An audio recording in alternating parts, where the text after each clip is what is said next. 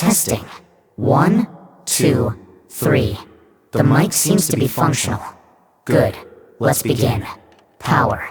A concept as old as humanity itself. Who holds it? How do they wield it?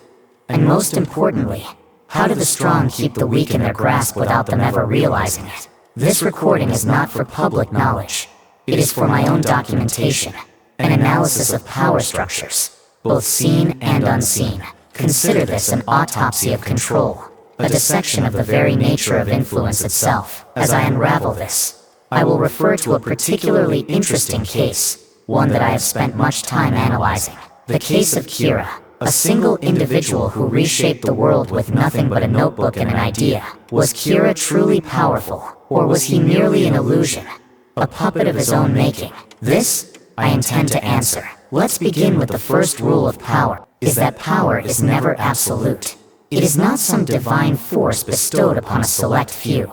It is, at its core, a construct, a shared belief, a story we tell ourselves about who is in control and who must obey. Take Kira for example. In the beginning, he was nothing more than a single unknown individual with a god complex, a man in a dark room, writing names. But soon, the world began to fear him. That fear became faith. That faith became obedience. And obedience, that is the final stage where power transitions from illusion to reality. Most do not question power because they are conditioned not to. They do not realize that the bars of their cage are made not of steel, but of perception. The moment enough people believe a person is powerful, they become powerful.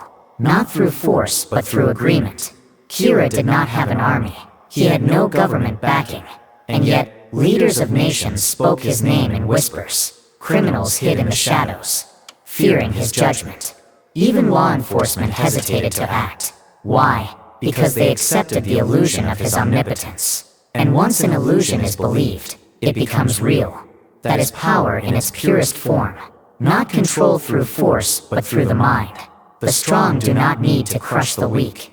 They only need the weak to believe that they cannot rebel. But of course, illusions do not last forever.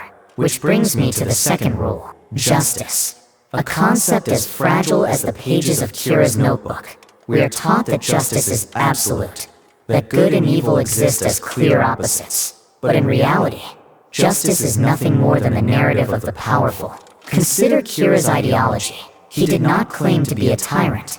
No, he believed himself to be the savior of humanity, and many agreed. But who decided that Kira's sense of justice was valid?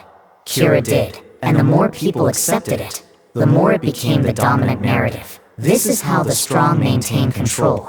They do not simply enforce rules.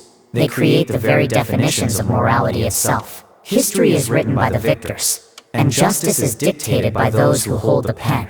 Governments do this. Corporations do this. The media does this. The moment they define what is right and wrong, they have already won. Because once you accept their definitions, you play their game on their terms. If Kira had survived, his justice would have become the law of the world. Not because it was inherently right, but because he would have convinced enough people that it was. And those who opposed him, they would have been labeled criminals. Ask yourself who writes the laws of your reality. And more importantly, are you following them because you believe in them, or because you were told to? There is a misconception that only the strong use fear, that tyrants, dictators, and warlords employ it to maintain control.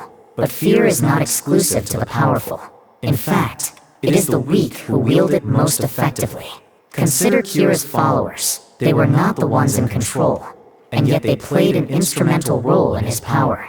How? Through fear. They spread his ideology, not through logic, but through the terror of retribution. They whispered his name in dark corners. They threatened those who spoke against him. They became his foot soldiers, not because they had power, but because they feared losing what little control they thought they had. Governments do this as well.